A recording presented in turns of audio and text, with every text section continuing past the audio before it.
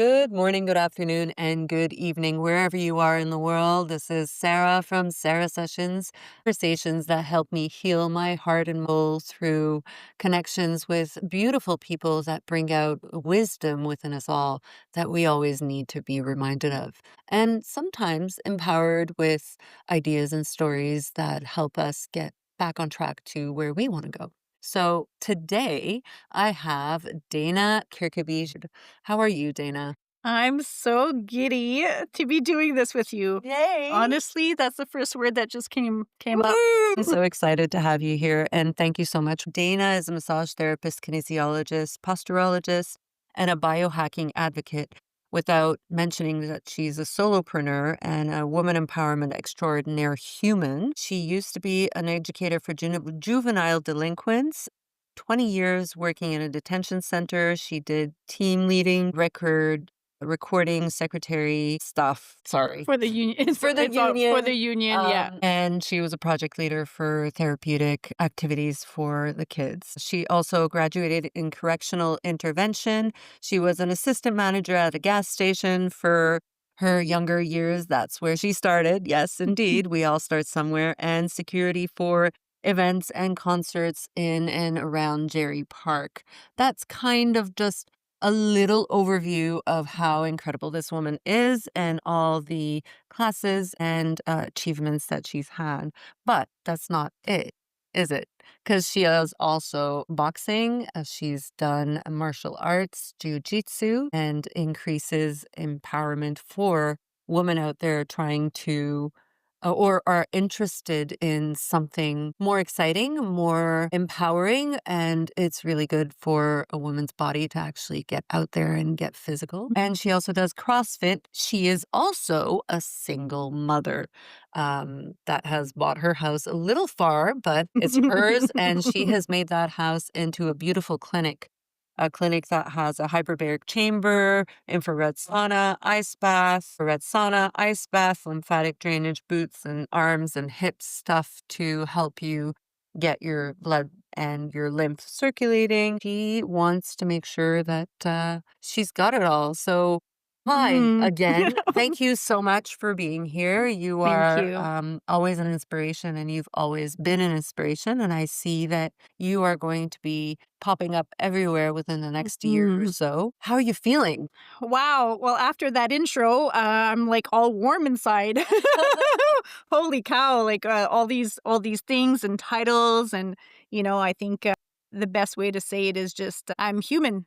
I'm human and just trying to better myself every day, to be that role model for my child. And if I can help and inspire people, and I think just the basic of wanting to help others in the relation d'aide, and whether it's emotionally or spiritually, and now to combine that away from my 20 years as a juvenile detention educator, I think that goes to show that I can also have all these extra skills that when you're starting to do body work, those are skills that just intertwine and are all aligned. So it's crazy to think that those years served me to this destination. And since I'm 16, I've been doing martial arts, and how that is also intertwined. So sometimes people talk about your ikigai, and it's kind of being on your mark, on your X. And I think like everything that I'm passionate about and also developing, it's all intertwined. So I just love that everything is aligned. And yeah, including traveling, biohacking, going to visit biohacking conferences, and being part of Q technology as well, where sometimes people are a little bit overwhelmed with all these different hats, but all these different hats, they all fit. They all fit, and it's all about having people feel better in their bodies, optimizing their bodies, understanding their bodies, and being connected to them. So, yeah. And weaving a beautiful cloth out Mhm. of all these beautiful tools that help us become more whole. Yes. Right? Yeah, 100%. Yeah, 100%. beautiful. Thank you. So let me ask you, you started as security for events and concerts and assistant manager at a gas station. How did it all start? Like, can you give us a little perspective of where you were and your work as a juvenile delinquent and now as a massage therapist, biohacking genius? It's it, it's funny because there's always a base or an inspiration, and sometimes we go through life where we don't even realize how we got there. Unfortunately, sometimes this is something I really hope that one day I can teach or inspire people that create change. I think a lot of people wait till something chaotic happens or something really tragic happens or you're at the bottom of the barrel, whether it's in addiction, drugs, alcohol, whatever it is that suppresses people from feeling what they're feeling in tragic areas. As Joe Dispenza says, we also have the power to create change before something horrible happens. And I think Tony Robbins too talks about that. And I think at one point when you just accept certain things that happen in your life and you take it and not be a victim of it and get inspired by it. Mhm. And I think the reality is that's what led me to that. And I became an orphan at the age of 16. So when I lost my mom at 16 years old, like from a very rare cancer, and she was 36 years old, and watching her do everything that she did and how she hustled, and the apple doesn't far from far fall Fall from from. far the tree. So I think at the basis, I think that was the game changer for me, where I didn't want no one's help. I wasn't a victim of this, and that's where I just hustled and got through myself through high school. And during that time, it was around secondary 3, and everybody knew what they were going to do with themselves. Everybody knew what college they were going to. Just the thought of me going to college was surprising because I was raised in an environment where college wasn't a conversation. But I knew that that's what I wanted to go because my mom was always I'm going to skip to another story, but when my mom passed away, she actually graduated with honors. I received her university diploma in child psychology when she passed away. So for years, this woman was not only hustling, but at night when we were sleeping, she was doing university courses. I know that education has always been her primary goal. And I know having had children at the age of 17 and 19, she couldn't do that. Kind of still did, which is crazy, which is like the honor and the proud and la fierté that I had when I received her diploma from McGill University. How can that not be inspiring, right? So I know education was always super important. So for me, that was I'm going to college, but I had no idea in what, no idea. And who knew that I had this amazing guidance counselor? She was like, you know what? We can look at different things: special care counseling at Vanier or correctional intervention at John Abbott. And that's where I had the desire to become actually a parole or a probation officer in the correctional system. Having grown up in an area where crime was very high and drugs, addiction, and alcohol, and all these things, I knew that world very much, and I just wanted to be part of bettering it. That's where I decided got accepted in John Abbott College. So there's two elements when my mom passed away. It was one, I got into college, and two, that's where I was working at night. I was doing night shifts from 12 to 8 and going to school during the day, and found myself a little apartment and just figured it out that way. Hustle and grind kind of in survival mode. And while a lot of people were like bursaries and loans and things like that, or Help from just family. help from family, having that support, and just kind of like didn't want no hand-me-downs, or just I got this. And that's also when my mom passed away, I did my first Muay Thai class at the age of 16 when I was in Joliet, and I would finish school and go sleep at friend's house in that area, and just started doing that 2-3 times a week. And for me, that was a game changer. And I think that's what got me through everything. And it's still part of my life. And when martial arts are not part of my life, that's when kind of things fall apart. So it's like that was my safe space. As for a lot of people, it doesn't make sense, but it was empowering for me. It was a sense of belonging for me. It was a sense of confidence, also where I felt very feminine in a very man-dominated environment. So yeah, so that got me through a lot. It got me through a lot. So, and that's where I did my stage up north at Batshaw and just never looked back, and was there for like 20 years. It was So, what are the skills that you've learned through those 20 years as a juvenile um, as an delinquent educator. educator that you have kind of taken and reframe them for your next chapter? Because that was one chapter and you did that for 20. Yeah. So a lot of it, I notice there's a lot of politics involved in that. And having been also recording secretary for the union and kind of like wearing all these different hats where I'm an advocate for youth. I'm an advocate for young women that are that are going to go back to their pimps, where you're advocating for youth that are pimps, but it's not even about that, it's about what's behind the scene. So the skills I develop is it's never about the hat, it's never about what's in front of you, it's the behavior, so the words, the action, there's something behind it. And it's like that in with everybody having a conversation. A lot of behaviors like, oh, people are only pinpointing on what they see, but there's so much more behind it. So those skills, and also not taking anything personal, that's a huge game changer when kids are in crisis, where they don't have that support, where they're coming in with no tools. I think that's a skill that we all need to relearn every day. Every day. Every day. It's not about you. Yeah. It's never about you. It's about you. And don't make it about you when it's not about you. Yeah. Yeah. Yeah. Never. And that's a huge skill when you're working with youth in crisis, people in crisis, where also like we're exposed. And shout out to all educators, because working in that system, you're the frontline workers, and energy is huge. And it's kind of an environment where you can't be too happy. You can't be too, that kind of thing. And I saw the deterioration from a lot of my colleagues, whether it's not being able to show up for themselves anymore, because we're bleeding hearts. When you're in this business, you're bleeding hearts because you're putting, it's like the social and child services.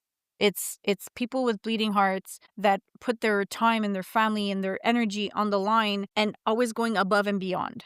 And here you are trying to teach young girls self-care, self-worth, self-respect. And then you're working in an environment where you're limited so much by people above that have to make decisions about money and finances and scheduling. And you're part of this crew where so much stuff does not make sense. And you're resistant all the time, and you know what's right. So you're conflicted all the time by other people's decision that don't understand the reality of what you do.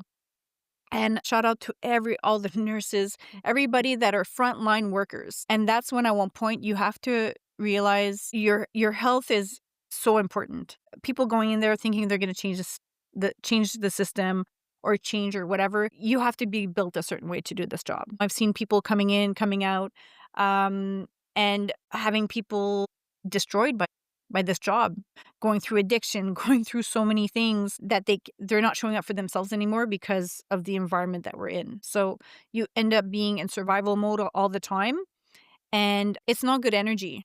And when I started overlapping, wanting to do something different and telling myself, I can't do this for another 15 years. I have colleagues that are like disconnected. Then there's all these resentments and bitterness and and when you show up with good energy, but it's so dark all the time, and there's so much resistance. And I had a burnout after having a child, and then realizing that you're just a number.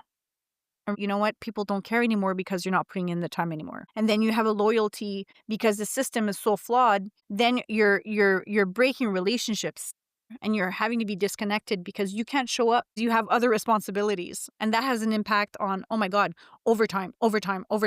And in the end, it just goes to show that you're like, wow, quality of life. And I think everybody in that system has to have another side job or something. So what happened there? You had a burnout, quality of life. You were thinking of a side job. What made you shift and go after something different? And what was that something different? Because that chapter of your life was a big piece in that burnout was basically a season of your life that needed change, which is usually what burnout is, Yeah. right? Yeah. Do something too much to the point where you forget yourself, and then you burn out, and it's because you need change. Yeah. Because you end up outpouring so much And that not and not investing in yourself. I think you have to keep on giving. Shifted for you, and how did you approach that? I think being a mom, at one point you realize there's got to be a change, and there's got to be Also, the father of my child was doing fly in, fly out jobs. So I cannot rely on his schedule whatsoever. And the power of having a kid is wanting to raise that kid and seeing the system and how things work and wanting to do things differently and having a child where you want to invest in that child and be part of that person's life. I was raised by a single mom and was never there. We raised ourselves. And as much as that causes independence, it causes super independence. Hyper Yeah. independence, Hyper which independence, becomes which toxic as well. which becomes toxic, which has an impact on your future relationships as well. Because you have the syndrome of the superwoman syndrome, you could do everything on your own until somebody is able to like start taking some pieces and being like, I got you and you're okay. But when you're in survival mode and having to do this on your own, you develop skills, but you also develop hardness. It's survival mode, rational all the time, but that's what got me to the where I was. As much as being involved in like personal development, things like that, I started investing in myself and being part of coaching programs where I was around people that were talking the same lingo. So so that raised my vibration level, my empowerment, my self-worth, all that stuff, because I wasn't always around victims and chaos and all that stuff. So being away from where I found comfort in that, because all my life I found comfort in chaos, which is normal. So after the burnout, just started investing in myself and wanting to help people in a different way. And I had this skill set of my base as an educator, my base as an athlete, but I also had gained weight and I wasn't representing who I was at all. So I had to put non-negotiables in my life. And that's what it was. I didn't want to be medicated. I had the skills. I know what I needed to do. I just had to do it. So I had to surround myself with people that talk the same lingo where they're moving forward and not backwards. So, keeping that in mind, can you just give our listeners a little bit about what is a non negotiable for you and how we create non negotiables? Oh, that's a good one. So, non negotiables is a promise to yourself. For me, it was waking up at 5 and going to the gym at 6. Whether I'm tired, not feeling good, not wanting to get up, that was a non negotiable. Self care. And for me, that was self care. And as much as for people, maybe it's something different. And it was just slowly putting things that were consistent, that were no longer hard. From doing it, your body gets used to it and try to understand yourself more and giving yourself that grace of putting in place recovery as well. Like I'm intense, but I didn't want to go full throttle and hurt myself.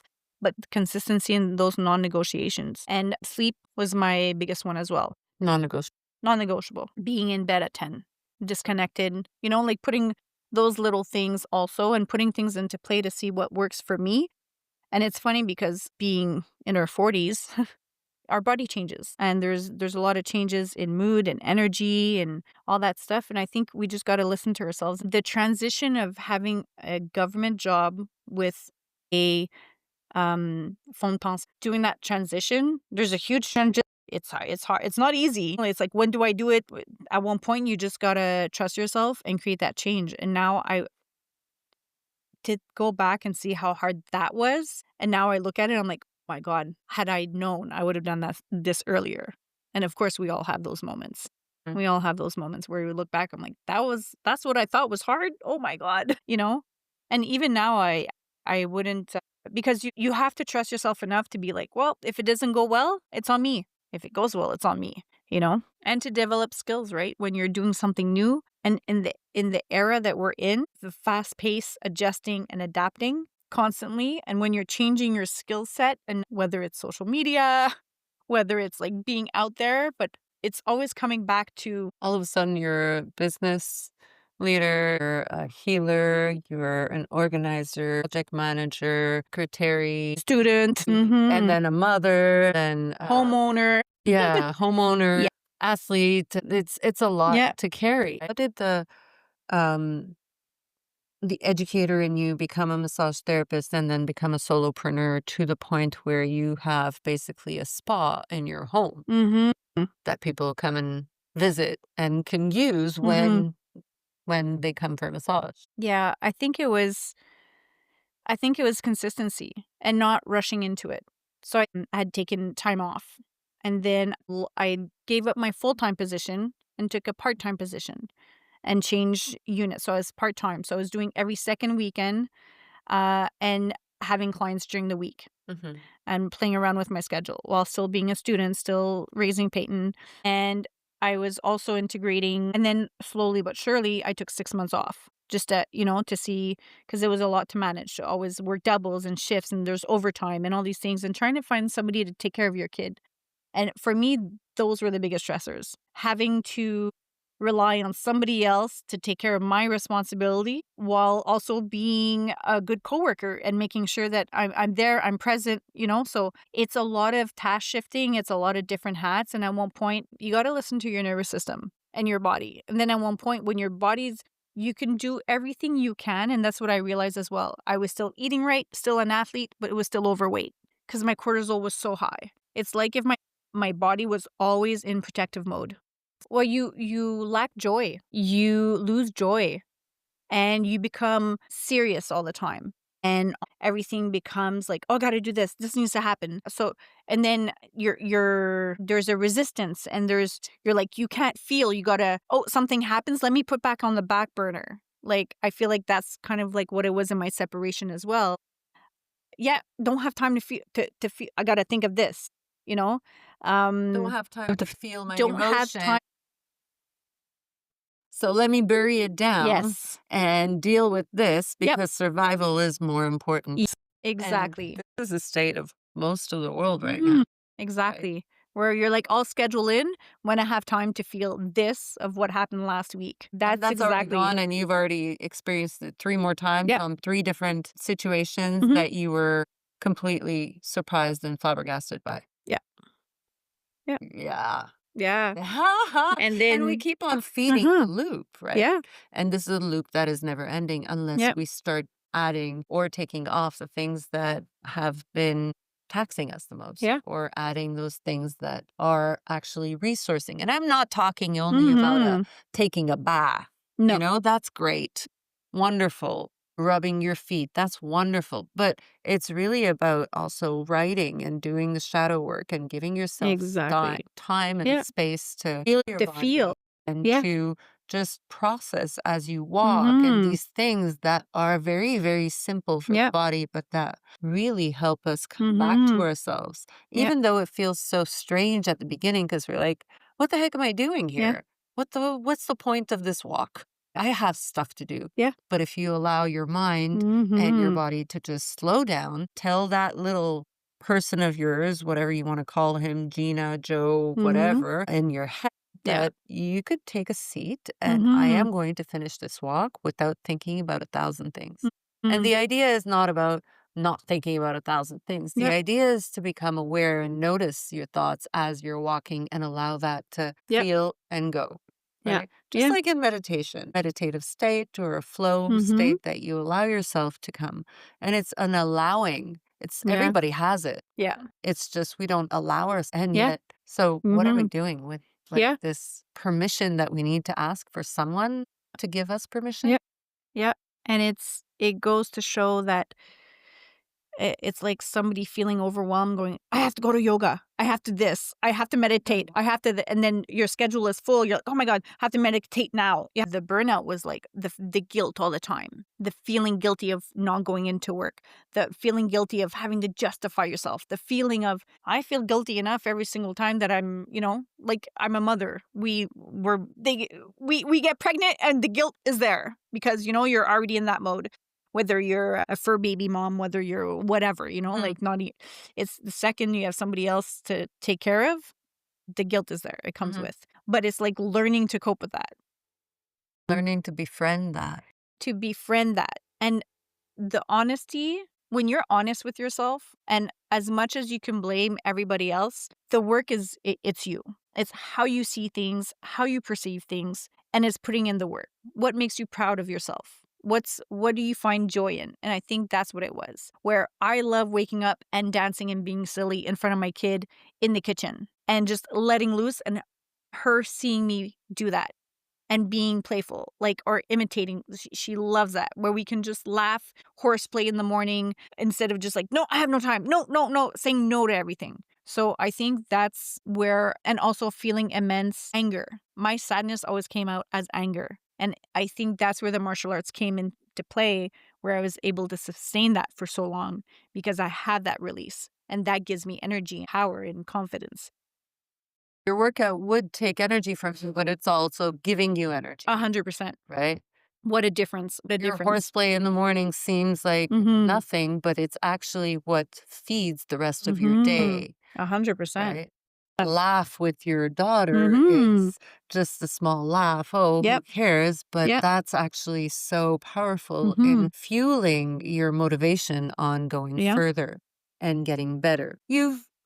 I know I'm covering a lot in very short Mm-hmm. time, and this is only part one because clearly we have to have another conversation and more in depth for so many of the Mm-hmm. topics that you've brought up that I have 1,000 questions for. I love it. I'd like to take some of those resources that you have Mm-hmm. built as a massage therapist, Yep. healing yourself, coming back to self, regulating, doing the things that bring you joy again. Can you just name maybe 5 of them in a point form so that our listeners can actually maybe peruse through them? I think that the major highlights were investing in myself and not feeling guilty about it. So, like my non-negotiables. So for sure working out is one of them. Reconnecting, going quality over quantity, and that's when let's say my and having those open discussions with my daughter as well and kind of pre-planning and saying, "You know what? This week is going to be quite busy, but I do want to find time." And what we would do is when she comes back from school, we'll go for a walk right away. Drop your bag and impromptu, we'll go for a walk. And that's where she spills all her beans, has that quality time with me. I'm all about her. And she fuels that. And then it's like, it feels so good. She comes back and then she's like, she's doing her own thing because I have clients or things like that. When biking or just going in the woods, there's a nice woods near my house, we go do that. So it changes her whole energy, her whole environment. We have that quality time. She vented, we connected, and that's a game changer. And those are important moments that I noticed that that's a time you need to take if So you want quality over quantity, over quantity. exercise. You had said something Exercise about sleep. is 100%. So magnesium going into those supplements. I also had gone to Miami and got blood work done to make sure that the supplements I was taking and I thought were good for me, to make sure that they're good. And the investment was when I got my results, there's a lot of things that I didn't know I was using, but it got confirmed. So certain things that I should not be ingesting or having because my body just doesn't tolerate it or it's not good for me. So that's just in my clean eating, just knowing They clean eating, 100%. What does that mean, clean eating? So I went on a Bali trip and I was all about how to biohack my jet lag, right? How to maximize like not feeling jet lag and going right into it, you know. So I had gotten myself like a hydrogen water bottle. Did so much research on that. So I was only drinking water, no alcohol, compression boots, making sure that I'm already adjusting to the time over there. So trying to sleep when I should be sleeping over there. So all these little tricks, which were game changers, staying away from the airplane food, bringing my app. You know, clean eating is just having a different relationship with food and realizing protein intake, how important that is, especially for women. women. 100%. Especially for women. Like, do all your research. It's coming out so much. And it's just understanding that and prioritizing that. Can't always go organic, but like, this is how I feel rich. And my daughter often asks me, like, are we rich? I'm like, yeah, you got blueberries in your lunchbox. That's how rich we are. We're having organic eggs. And that's the kind of rich, like, just being able to have the privilege to fuel our bodies with the good stuff and feeling good about it. And teaching her that as well, where it's like, how do you feel with having cereal in the morning versus having, eggs, avocado, and blueberries, which is like, Amazing. So clean eating for sure, Okay. sleep, game Yeah. changer. And you And got one more. the most important one was who I surround myself with. Uh, When I did my first development program, like it was like a 12-step program, and one was huge. And I really took it seriously. And what I did is I wrote a letter to all the people in my life and saying, I want to open up a business. I really would like your advice. And I'd like to know 3 things that you feel are my weaknesses. And if you want to throw in some of my strengths, go for it. Instead of going to see a psychologist that doesn't know me, I want to talk to the people around me that know me the best and what you fear or suggest that I work on as I'm going to be a boss and have employees. And that was step number one. And it was a huge game changer because the people you think have an opinion of you a certain way is actually different. The people you think are going to step up and give you that advice are scared too. The people that And sometimes they're even the people that'll tell you not to do it because they don't see themselves doing it. And so they're going to tell Mhm. you, no, that's going to be too hard. Of Forget about course. it. Of And course. you've got to step up and say, all right, Yeah. thanks for your Yeah. input, but it doesn't mean that I have to take it. So 100%. yeah, 100%. it doesn't mean that Yeah. they don't love you, and it doesn't mean Yeah. that they have anything against you. It's Yeah. just people will give you advice to their limitations and Exactly. perspective and experience. So Yeah. being careful on who you're asking advice, that's great. 100%. 100%. And So those it's letters, they really fed you. wow, they fed me, they fueled me. And it was also, what kind of relationship do you intend of having? And how much of me do you need? Kind of thing. Like, we need to talk or can we just like once in a while we meet up? How can we quantify again our relationship and have good quality time versus quantity? So that was a game changer. A lot of people were like, no, I want us to go for breakfast, sit down, and I want to have this discussion. Some people had an opinion of me where it opened up these real raw discussions of how more involved they'd like to be in my life, but they're intimidated by me because of that. You're superwoman, you never ask for help, you got all this, and I so want to be part of your process. So it was a real game changer in a lot of my friendships and understanding others, where it's like, you know what, we've plateaued at a certain level and I need to take a step back because now I feel my light is shining on them and they're not comfortable with that. Or the decisions that I make are, and it's accepting that you can still love people from a distance. That was really, really hard because for me, I have ride or dies where I'm like, no matter what, and always accept them where they're at. But I caught myself reframing from talking about my hard successes, which are hard, and always having to almost play a victim of how hard it was for me to get to where I am, for them to feel like, oh, she's human. Because I won't put light on that. I'm not a victim. We've come from the same mold, but I just decided to do a different kind of path. And it's the same way of raising my child in certain ways. Thank you for that. That was great. Mm. So sleep, nutrition, and our experience towards food, exercise, environment, and there was one more that I missed in there. So if you want to go back and listen to that, you're more than welcome to. Mm. Also, the questions that you asked and the questions you answered in your letters, you're more than welcome to go back and listen to that as well. That might be good prompts for your journaling. And obviously, journaling, I would add into that. Hmm. Journaling has been huge for me as well. So, Yeah, um, yeah. And so 100%. why biohacking? Why And what does biohacking? that even mean? I Everybody is love it. talking about it. Love that question. I love that question. And the simplicity of the word biohacking for me, it's just optimizing your health to optimize your longevity. It really is that. It's how you can bypass your health. And by bypass is just make sure you're exposing it for this machine to be at its optimal in regards to recovery, in regards to understanding your body and feeding it the good stuff, because we're not meant to die at 50. We're not meant to have cancer. Like, we should be living, we have access to so much information and resources That are free too. that are free. Whether AI is getting involved and people see biohacking as just machines. Like, oh, it's just a machine, it's just a gadget, it's just a this. Biohacking is also drinking water, putting salt in your water in the morning to understand that you're waking up dehydrated and you need minerals. It's magnesium and understanding the impact of magnesium on sleep, on your nervous system, on recovery.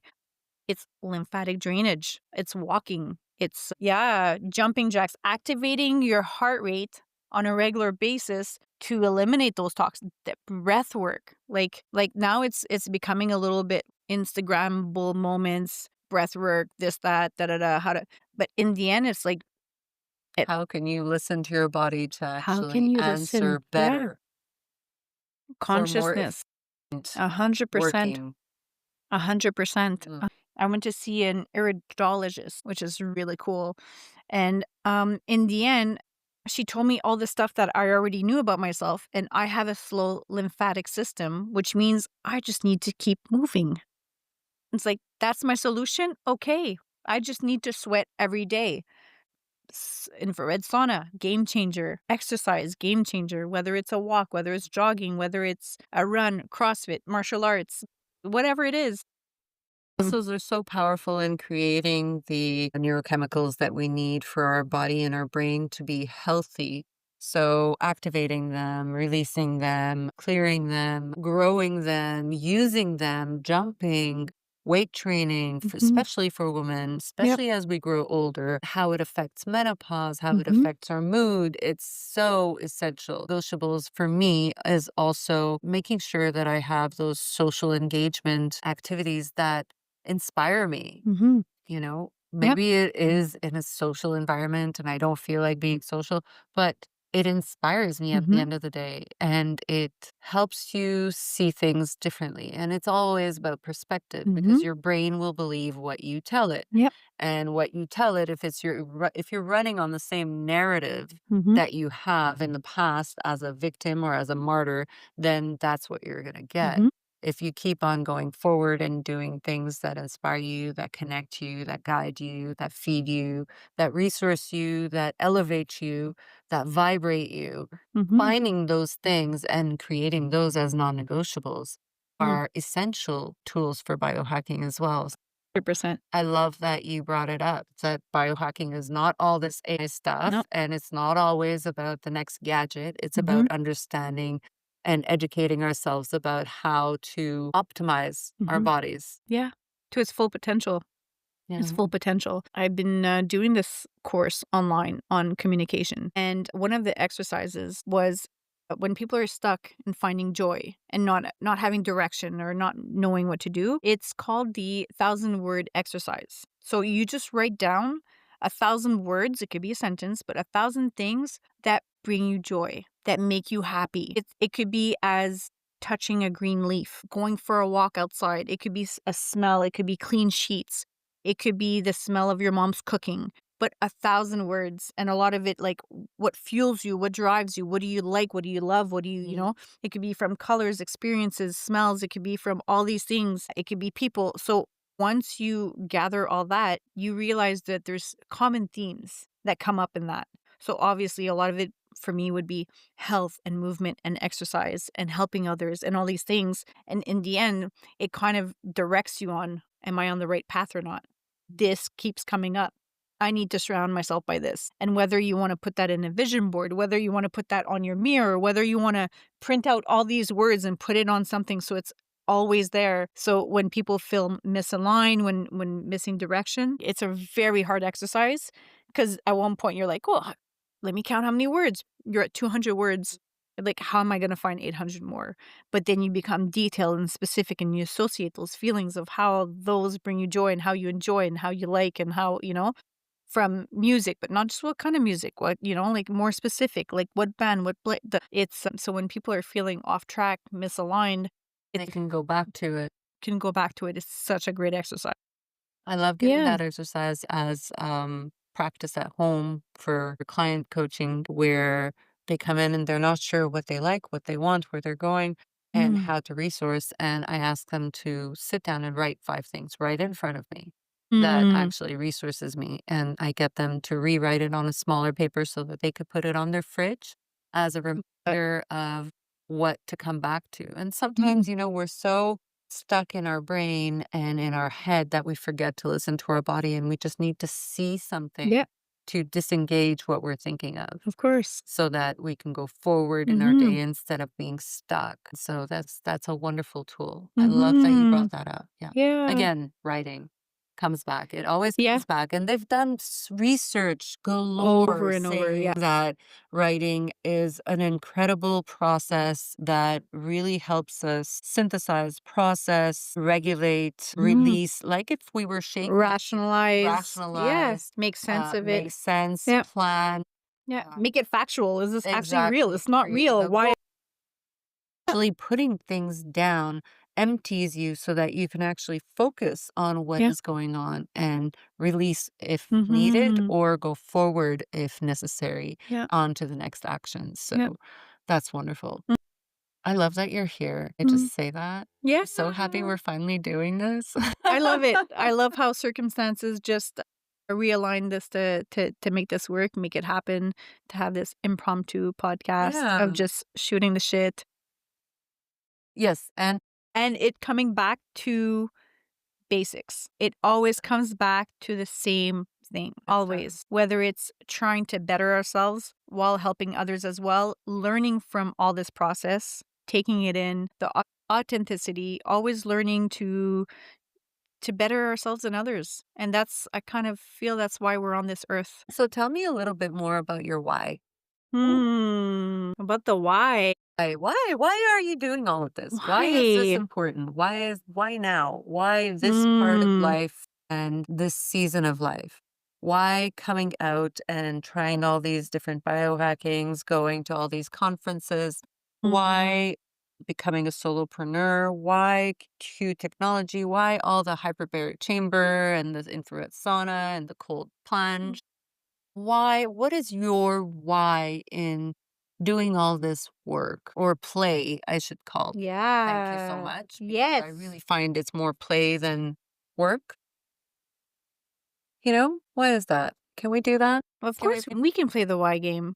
We could play the why game. And the answer is why not? Why not? We are in a world where I think people need to choose something, and some people have it in them, some people don't. And I think we need to, I think everybody is in healing phases constantly, how to better themselves, how to heal themselves, and we're living experiences, and every day is a different day. Like, you want to be better than yesterday. Like, there's all these things, right? But I think my why is driven, of course, being a mom and being the best version of myself for myself. But also, when you're raising a little human, you're that person's mentor. And I know she's going to do better, more. Like, I want her to be the best version of herself, but also being able to be the best version of myself, because I find immense joy in helping other people. And I think that that is our responsibility as humans on this earth. It's when you specialize in something, you have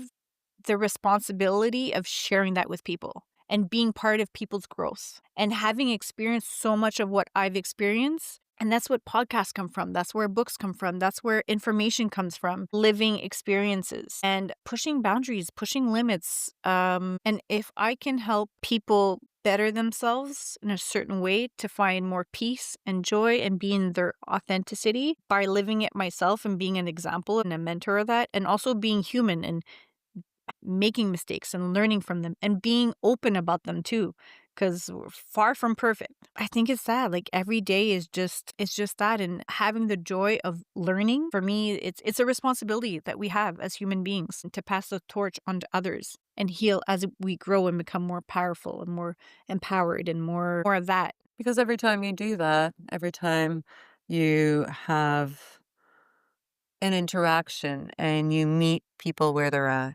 and you educate and you inspire every time you do it for yourself, every time you do it for your child, you're actually living your purpose for you, which sounds to some people very selfish, but it's actually very self-full because Mm. then when you give, you start giving from a full plate and you know your Mm-hmm. boundaries and your limits so that you Mm-hmm. don't exceed them like you used to. And that's I think what I'm Mm-hmm. getting from what you're telling me because Mm-hmm. you want other people to feel lightness and freedom in their bodies and minds, that connection between Mm. the two so that Yep. they don't have to go through what you went through without the help that you didn't Right, have. right. And I think the best way to explain it is I think I'm trying to be the human that I needed in times where I needed somebody. And I think that's what it is. So a lot of people see maybe my generosity, my time, my energy as like, oh my God, like, who would do that? That's crazy. But no, but this is what I would like. This is how I would love to be treated. And it's a bit cliche. It's to treat others like you'd want to be treated. But no, have those actions because everybody needs to be the version of what they needed to be. And I don't know if that's everybody's purpose or that's everybody's, I don't know if everybody feels this, but there's so much power in that. And I catch myself often going like, oh my God, this person might think this is too much or intimidated. But I often get like, wow, you're a different kind of human because this is not something typical of what somebody would do. And I like being unique in that way, but it's also stepping up and showing up in a way where I would want somebody to show up for me. And without the expectation of that person. You know what I mean? It's like, no, I understand that that person might not receive that and I have to read the room Yeah. or it's too much or they're not ready. And I think that's been a huge transition in understanding like I could still love people that can't show up for me the way I show up for them. A lot of people have those things, whether it's family, whether it's friendship or blood sisters or just like your ride or dies, right? Where you grew up in a certain environment and then people evolve, but I think Not at the same rate. not at the same rate. Seasons. Exactly, exactly. And you could still hold people from far away and still love them, care for them, want the best for them. And yeah, and I think those transitions are very therapeutic and needed. And there's more people that come into our life, right, to teach us. And in the end, it's what we attract. So I think if you don't make changes, you keep attracting the same kind of people in your life. I think I hear something about having a different kind of standard for yourself, Yes. Yeah. right? It's that self-respect that you create for yourself Mm-hmm. that comes back tenfold Yeah. from people that come and get inspired or surrounded. Mm-hmm. Yeah. Yeah. Mm. Yeah. And I think sometimes it's funny because I had a conversation with somebody recently and realized that a lot of the decisions that I make for my child have been decisions that have been game changers. And when I talk to those people around it, those are the people that never would have done that or supported me in those decisions. And I think that's what makes me different for it. It's like that fear of pushing through despite the advice, you know? And I think sometimes it's a super independent woman that does that. I think it's listening to my gut more and it coming up. And that's something that with all the personal development I've worked is kind of taking off some layers of onion. In the past 2 years, you've taken a lot of Mm, layers of onions off, and yeah. I've seen it, I've been witness to it, and you have just it just impresses me Mm, so much. I'm so proud and so happy to know you. Thank mhm. you so much. Now, you were talking just now Yeah. about how your decisions are so powerful towards your child, and it's always on you. You've recently made well, you're in the process of making a really Mhm. few really big decisions. We'll leave that for another episode.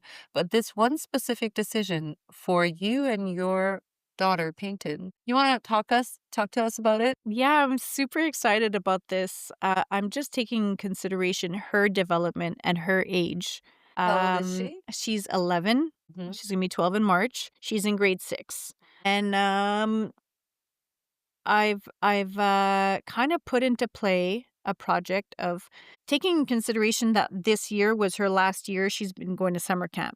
So this year she experienced the first time going to a sleepaway summer camp. So I thought going into grade 6 this was a great like 2 weeks away from her parents, no contact, barely, and just, kind of her showing up and she's like, what do you want me to learn while I'm here? I'm like, you know what, you don't need to learn anything, but you get to do and be who you want to be, like you won't be learning it, you just need to be you. And that was fantastic for her, where it's kind of like it was amazing. So that was a good transition for her own independence, and I think everything comes with a rite of passage. But what ended up happening is my goal was I think she's done the summer camp. She's done the sleepaway camp. She's had that experience. But I think now the transition to high school, which we all know for a lot of girls, a lot of teens, the hormones before getting her first period, that whole body changes, and also feeling big emotions that sometimes you don't know how to deal with, and I got to let her deal with them and experience all that. Inspired me. Also, what inspired me was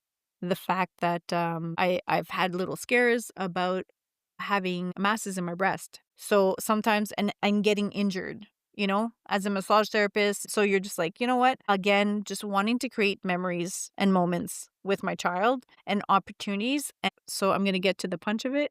It's coming. It's coming. Hold It's up. coming. Decided to take this summer off and go do La Compostela, with her in Europe. And not only for a week, but I really want to do a 40-day experiment. I've already spoken to her about this, and I've been doing little buy-ins with her if she wants to use the, YouTube and go on her shows, that she needs to, her buy-in is to look up and read about La Compostela. So she's been watching blogs and things like that, because I think it's super important.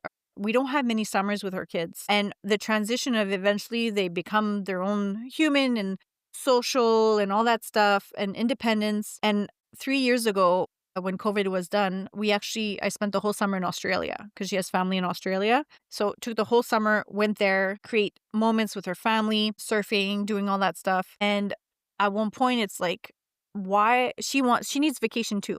She needs a vacation too in a transition. And she's such a kind kid, adventurous kid. And I think just those moments are so important before, that battle with the mom and the daughter. And it's also who we're going to meet along the way. So I plan on going. She finishes school, getting on a plane, and we're going. We're going to do about 40 days. I plan on having people come and surprise us, like people from friends and family, kind of do a little shout out where people can follow what we're doing, where we're at. So if they want to show up one day, do like a couple of days of walking with us. I think it's just those opportunities and that bonding and creating those moments, because life is really short. Having a mom that passed away at the age of 16, being an orphan since the age of 16, having her pass away at a very young age of 36 years old.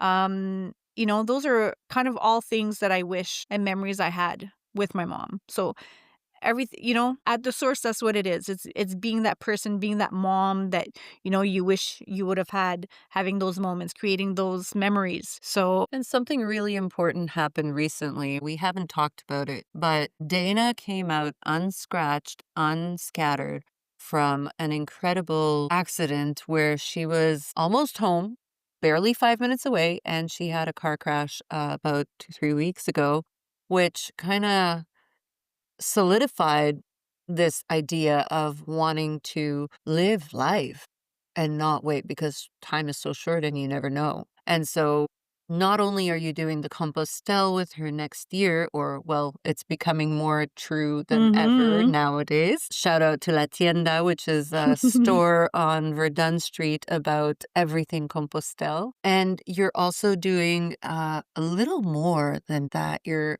offering her to take a program about leadership and development. And that is so beautiful. When we had a chat earlier during coffee, can you talk to us about that and why it's important to offer our children things like that? Even though we're exhausted and tired and we have no time, and like other people are mm-hmm. saying, oh, she doesn't understand. I'm a single mother and I have no time and I have no income. And like, why is it important to invest in maybe community activities or classes that empower them to think differently? Well, it started 2 years ago where her birthday was coming up. And I noticed, birthday parties, like everybody wants things. Everybody wants the new toy, the new this and that, or people showing up and parents feeling overwhelmed, stopping at Walmart at the last minute, or putting money in an envelope, or putting a Sephora or whatever, and it's quick, it's unintentional, it has no meaning. And it's like, and I catch myself going that, like, oh my God, what do you mean you have a birthday party? Okay, what does she want? Okay, you call the mom. What does she need? I'm not buying your kid makeup. I don't buy my kid makeup, So there's this whole back and forth hustle of like, quick, okay, let me put, what's enough? $20. Oh my God, somebody got 40 and then she feels cheap. So it's that whole dynamic. I have a friend that is just like, she creates an event and no gifts, no expectations, quality time. And I'm all about that. So it's like, even with my nieces for Christmas or birthday presents, I'll buy concert tickets, and that, in 3 months, we're going to go see Lizzo. We're going to go see Justin Bieber, whatever. Like, so those are moments where it's like, that's a gift. It's a memory. And they still talk to me about it. Remember when we went, so it's creating those Memorable moments, gifts, memorable memorable, gifts. intentional.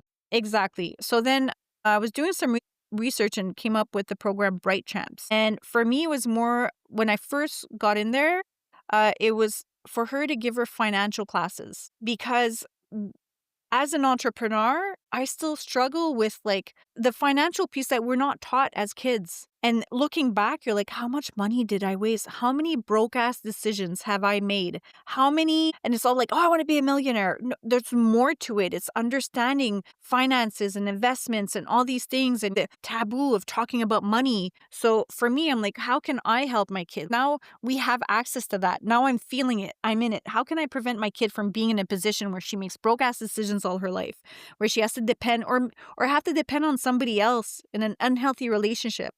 Whatever it is, we could talk about that another time, but it's all those fears and scares and offering her those skills that they don't teach in school. That's how it started. So she was doing public speaking classes, and on her birthday I asked, she has family in Australia, family in Alberta, and she has friends. I'm like, the best gift, I don't want nothing physical, and I explained that to don't expect any gifts. I told everybody this. And at first she's like, what, And I'm like, no. So we've all invested a little bit of money, what people can, whether it's 5, 10, 15, 20 bucks, because I want to offer her financial classes. So she had a day where she had her friends. Financial literacy. And they don't teach that to our kids. And they don't teach it to adults. They don't teach it 100%. Loop, right? Exactly. Run. Yeah. And that's where, even as massage therapists, just around the same conversation keeps coming up around taxes and finances. And when do you incorporate? When do you register? What makes sense? How much are you charging? So it's all these things that is so important. So she started those classes, and then it started going into stocks and bonds. And then she was like, Mom, I'm done. Like, this is too much for me. But she had learned so much. So then there's, with this Bright Champs, they're actually affiliated to Harvard. They're in India. It's all people that are like university students, and they have a really cool setup, a program, a structure on this, what she's going to learn. This, what she can go back to it. It's interactive. It was an hour a week. We did 2 classes a week. And she was loving it, talking different discussions. So when she plateaued on that, I actually transferred those classes. And she had access to robotics, like all these different programs, even quick learning for math, different languages. And at one point, one was a public speaking class. So sometimes they're like, oh, you have access to a demo. So she did this demo with this one teacher who was so cool. She's from South Africa. And she's like, Mommy, I love this public speaking classes. And I'm like, yes, I'm going to transfer your financial classes into your public speaking classes because, again, the timing. So what is the biggest fear for young people and adults? Public speaking, the thought of other people, the judgment. So I'm like, this is a time they're starting to do a lot of oral presentations, being in front of people. And being so introverted nowadays where people have trouble having conversations because everything is through social media. I'm like, this is a skill that my kid needs to have. And she started public speaking classes. She ended up doing an oral presentation for school and combined it with her public speaking classes. She ended up getting 100 and did an oral presentation on becoming an immigration lawyer, which we got to integrate. This is grade 5. This was last year. And she made it funny. She would silence when people were like messing around, asking for like people's attention, cracking jokes, interactive. She was putting music in the background. She was even made it personalized in storytelling because I had to sponsor her dad, who was Australian, when I was pregnant with her. So we had to get an immigration lawyer. So the fact that so this was like, okay, money well invested. So the program that you're talking about is actually a program for kids of entrepreneurs. Right. Yeah. So anybody... Is that with Bright Champs as well? No, it's not with Bright Champs. This is with Yann Lajoie. And he's somebody that has his own programs around personal development, stuff like that, but also trains anybody who wants to be involved in doing marathons, Ironmans, triathlons, ultramarathon. Like he's now an author, conférencier, stuff like that. And I had gone to his Power Action 2, which he had George St. Pierre as a guest, Patrick Tagliani, some pretty really, really cool guests and hosts, and very inspirational women that got into business and things like that. And he sponsored a few young kids that were kind of looking for direction, things like that. So when I saw there was a mini program like that, I'm like, the criteria is it has to come from your kid. So I just told her about it, and she remembers seeing me every Tuesday and Thursday putting my headphones on my little couch with my computer and doing my personal development program with full of people on the screen. And I was like, I can't be bothered. This is very important. She was like, oh, will I be able to sit on that couch and drink my tea? So she associated that. She's like, I remember when you were doing that and, it really helped you and things like that. That was important to you. She's like, I'd love to have that as well. And I'm like, this would be your group, your moment. And it's just talking about your dreams, your goals, direction, and the way he talked. And to be honest, of course, I want her to do this program, but it had to come from her. And she's actually going to get her certificate when she's done on stage at that event in front of all these people. And she can have the opportunity to do a speech if she wants to.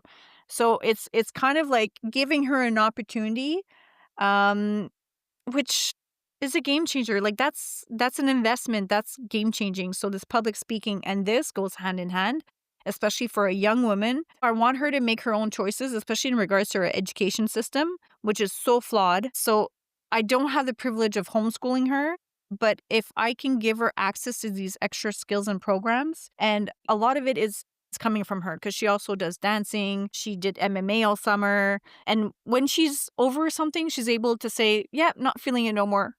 She's like, oh, I don't want to do this. I'd like to do MMA this summer. Okay, let's get back into it. So yeah, so it's Empowering her in ways that yeah, really are creating the building blocks of the development of the adult that she is going to become yeah. and becoming, right? And the So, woman that she wants to become and to attract, because she does the hyperbaric chamber with me. She does the ice bath. I'm giving her responsibilities in all due time. So this whole Compostela program, it's empowering her and giving her opportunities to be uncomfortable. It's all about that. And for her to feel empowered that, wow, I can get through anything. So high school is going to be a breeze. It's constantly challenging her we want our kids to become resilient without having to go through the hardship that we went through in our generation, whether it's the neglect, whatever it is that people go through. and do they become resilient by us screaming at them and giving them a lecture and telling them what to do? They do not. And that it's funny because one of my friends will often say like, "Oh, we want them to be how do we not fuck up our kids and how do we create resilience in this world without having to beat them or without having to neglect them?" And it's funny because when we had this conversation, we went on a hike and we were supposed to leave the car at a certain spot to go get the other car at the other spot, and I can. yeah, so we leave with the dog, with her two kids, my daughter.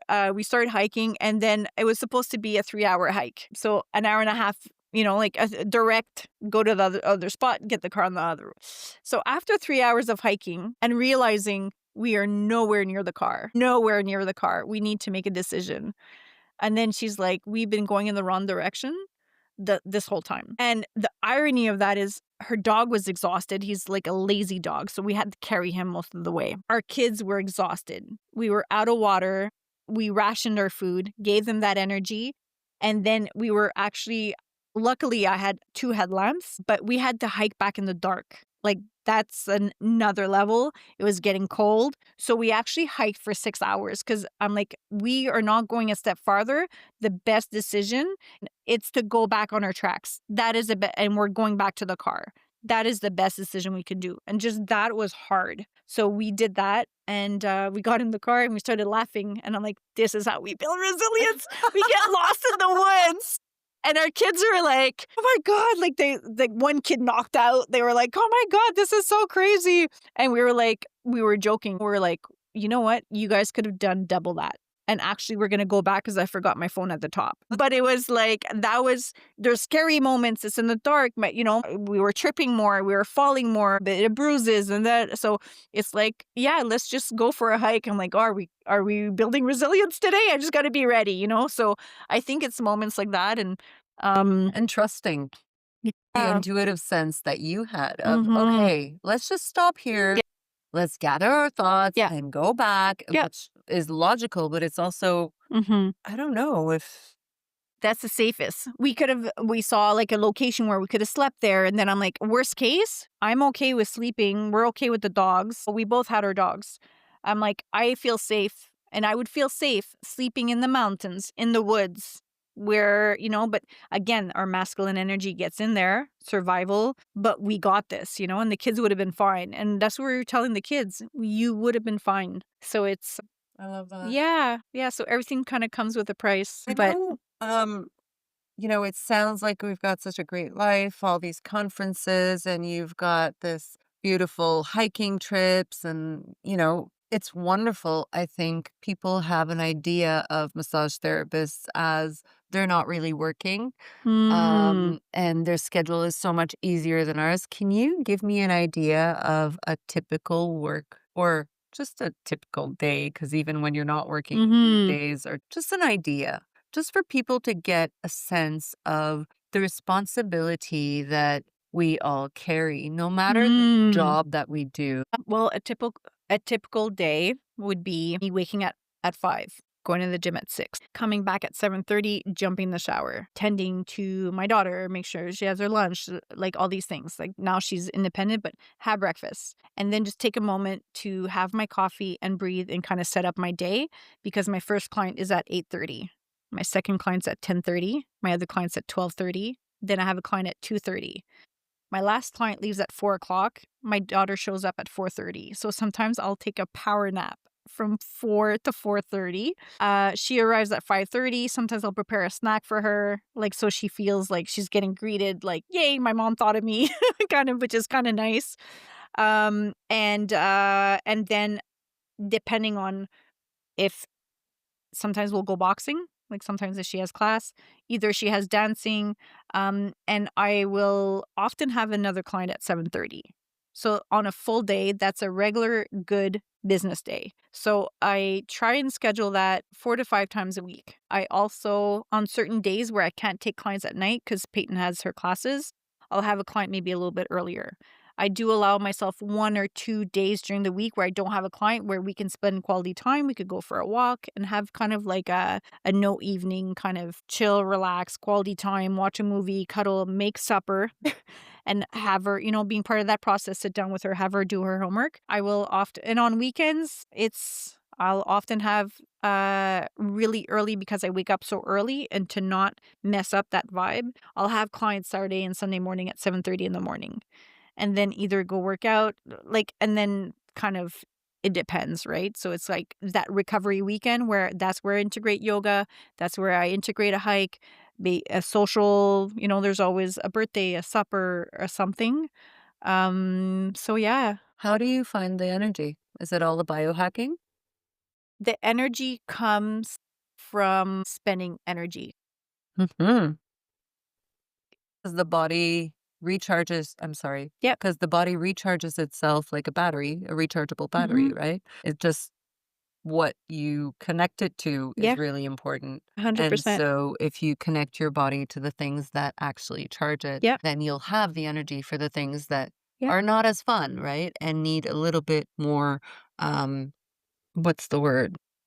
Um, Discipline, Structure, structure, discipline. discipline. 100%. And sometimes on if my schedule is not full at a certain time, I'll block those times and I'll because I stray away from routine. So I could do that a certain way. So it's also about pre-planning and because I'm so honorable in what I say and do, I try to honor that for myself as well.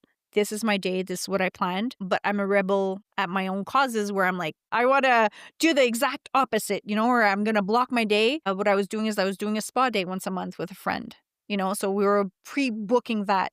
And that's when I started realizing that I could sustain a lot more consistency when I pre-plan those self-care days. So good. Like book it in advance. It's a non-negotiable. Book it in, and that's what I do now. Like I try to do the easy tasks well, the hard tasks at the beginning in the morning, I try to do those days where it's like fueling. As much as I'm antisocial, I also get a lot of energy from socializing. Right people in the right places. 100%, 100%. So there's always events and things like that. Sometimes I can pre-plan, and sometimes I leave little open spaces for impromptus, which is kind of like calling a friend. I'm going to yoga. You want me to pick you up on my way? Yep, perfect. Okay, go to yoga. Bye, thanks. That was perfect. Like those moments. Open for a hike or for things like that. So it's yeah. And also scheduling. This is a game changer, which I've known for a long time, but haven't put it into play, but I am now. And the more that you get to know yourself, I try to give myself grace on times where I'm about to have my period. And I'm lowering my workload during those times because the work that we do, it's energy. The work that we do is very physical. And I think there's a huge respect as women that we need to, we're not built like a man. We can't. And I think that's a learning process where you push and realize, you know what, there's patterns. And I think people need to recognize their patterns. And that's where you create change. And creating change, the one thing you need for that, and I'm also realizing, is that you need to have something in your reserve tank. If your reserve tank is empty, you can't create change. So that's where, for me, working out and doing that and being in action, whether I have a direction or not, being in movement, that's where it creates my reserve tank goes up, and that's where I could create change, break those patterns, and try something new. I love that. Yeah. Dana, I don't want to stop the conversation, but I think that we are going to have to take part one and finish this and have a Yeah. part two when I come back from my travels. This was amazing. If you had something if you had one thing to recommend to people out there, what would it be? Mm. Somebody is going through transition, through change, and is wanting to step out of their comfort zone and go forward, or wanting to help their health. Such a Jay Shetty kind of question. Oh, I is love it? it. Yeah, he asks his guests that. That's such an amazing question. And I think sometimes people need to just sit and write down what they want, you know? I think sitting down, and because it's also like, what season are you in right now? People need to sit down and be like, where am I at? And where can I go? What's my direction? Because if you have no purpose and no direction, you're going in circles. And there's same patterns, same this, same that. And I think you have to have a really true, honest conversation with yourself on what's preventing you from going forward. What are you missing? So right now, if you're not taking care of your body, how can you take care of the other stuff? If your house is a mess and super cluttered, what are the like little things? Little things. Because for me, Putting 20 minutes into organizing your kitchen or your bedroom, yeah, or even 5 minutes, and little, seeing if those 5 minutes can really be a 5 minutes, 100%, and then go to the next thing if you need to go. little, But little very often steps. you'll continue. Yeah, And if you don't want to continue, you don't have to, yeah. but you did 5 minutes, and that's fucking fantastic. Little actions depending on where you're at. It could be just making your bed in the morning and make it like, this is so cliche and army like, but it's like So you started basic with and success. important. Yeah, yeah, you started with something basic. And I think, I could give advice to what works for me, but I think it's meeting people where they're at. But when you come into certain seasons, you have to take a step back, and sometimes doing nothing is doing something. It's definitely doing a lot more than Yes. doing everything and not catching up with yourself. 100%. 100%. And I think it's meeting, as much as I want to meet people where they're at, it's meeting myself where I'm at. And I think people need to do that and acknowledge that and not be scared of it. Because sometimes it is scary because you have an expectation for yourself. Other people has expectations. And being aware Being aware. of like our limitations, Mhm. our blind spots, our being in Mhm. action in every moment. Sometimes we Yeah. are angry and we lash out. Okay, did I see myself lash out? What is that Mm. like in Yeah. alignment with who I really am? And what Mhm. can I do to prevent that? How can Yeah. I recognize it before it actually comes out? Yeah.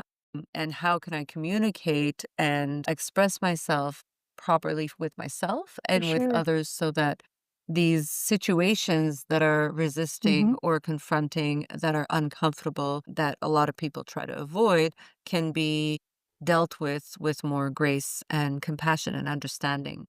Yeah.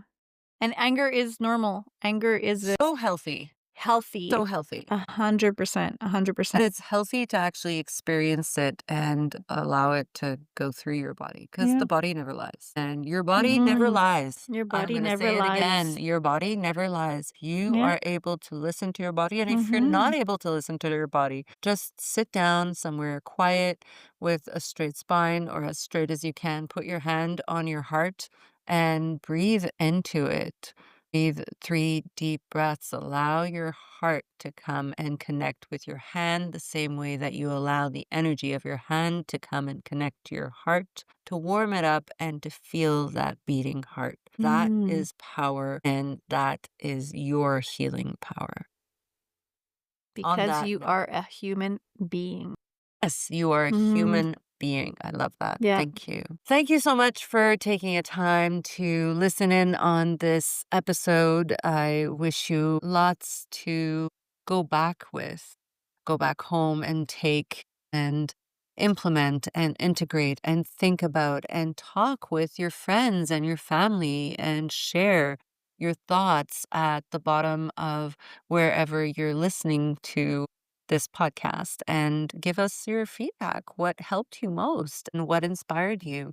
And what would you like to hear more on the second Mm. episode with Dana? Also, if anything resonated, we'd love to hear about it at the comments below. Please let us know if there's anything for us to improve. And on that note, I will put Dana's handles. What are your handles for Instagram and LinkedIn? I don't have LinkedIn. I've actually built my business on word of mouth only. Yay. And I'm actually in a transition of personal branding myself a little bit more. And this is just to continue feeding information to the clients I already have, but also to continue sharing my skills in regards to all of this. Like, this is a perfect example of just putting ourselves out there, which we don't want to do out of fears and all these things. But I think we have a responsibility and a duty of giving people information, free information on how to better themselves because again, this is what we are here for. Yeah. Yeah. So I am on Instagram, which is DK Girard, and on Facebook with my name, Dana K. Girard, Dana Kirkby Girard. And yeah, and my link to book an appointment is on my Facebook. And soon I'll have my own, a little bit more of a personal branding page for my Fantastic. business. Yeah. Thank you so much. And thank you all for listening in wherever you are in the world. I wish you a great morning, afternoon, evening, and I hope this keeps on resonating with you for the next little bit. Have a great one. I'll talk to you soon. Stay well. Bye.